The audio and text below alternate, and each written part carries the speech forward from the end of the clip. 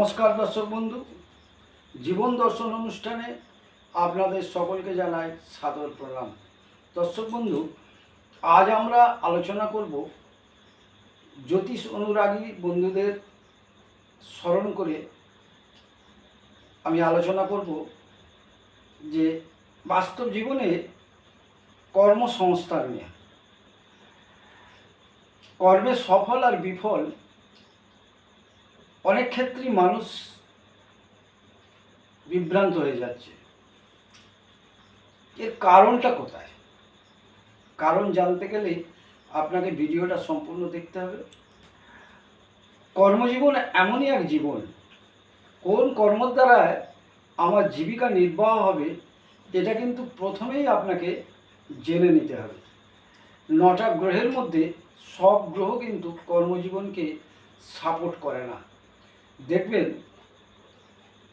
যে কোনো একটা গ্রহ আপনাকে সাপোর্ট করছে, কিন্তু সেই গ্রহটা কোন গ্রহ, তার কারকতা কী, এই সম্বন্ধে যদি আপনি জানতে চান তাহলে কোনো বিশিষ্ট জ্যোতিষের সঙ্গে যোগাযোগ করুন যে আমার কর্মজীবনে সবচেয়ে বলবান কোন গ্রহটা আমাকে কর্মজীবনে সহায়তা করবে।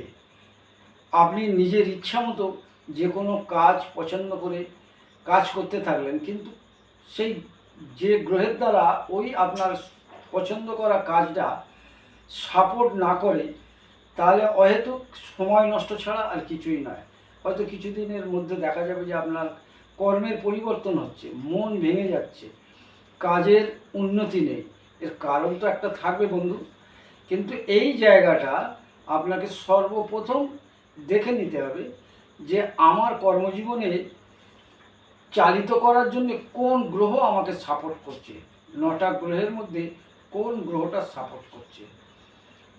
যদি রবি থাকে তাহলে দেখবেন যে আপনার সব সময় মনে হবে যে আমি এমন একটা কাজ করব যেখানে আমার নাম, মান, সম্মান, যশ সমস্ত কিছু সবার চেয়ে বেশি হবে। তাহলে জানবেন আপনার মনের ভাবনা কিন্তু ওই রবির সঙ্গে সংযুক্ত আছে। কিন্তু রবি যদি দুর্বল অবস্থায় থাকে তাহলে হাজার চেষ্টা করলেও আপনি ওই মনের আশাটা পূর্ণ করতে পারবেন না।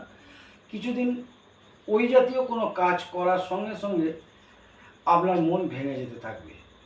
আবার যদি চন্দ্র হয়, আপনার কর্মজীবনের সবচেয়ে বলবান গ্রহ যদি চন্দ্র হয়, মন মানসিকতা আপনার অত্যন্ত প্রসন্ন থাকবে। যে কোনো কাজই করুন না, আপনার মন খুশিতে ভরে থাকবে।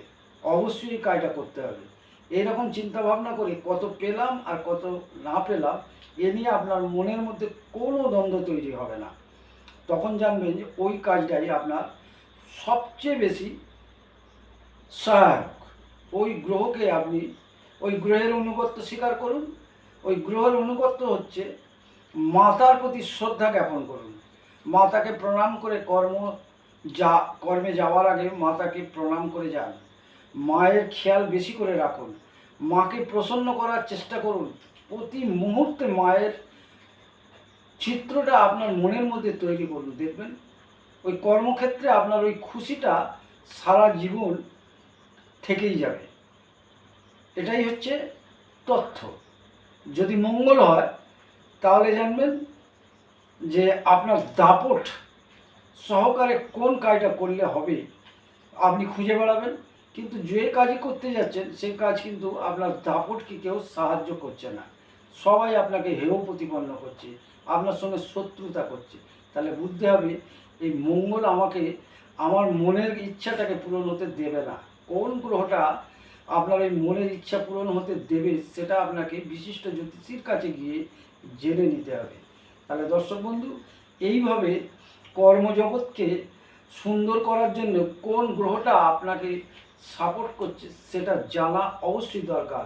নাহলে অহেতুক দিন পার হয়ে যাবে, আপনি সঠিক জায়গায় কর্ম বা জীবিকা নির্বাহের জায়গায় খুঁজে পাবেন না। আজ এই পর্যন্ত দর্শক বন্ধু, আগামী ভিডিওগুলো দেখুন, আরও অনেক কিছু জানতে পারবেন।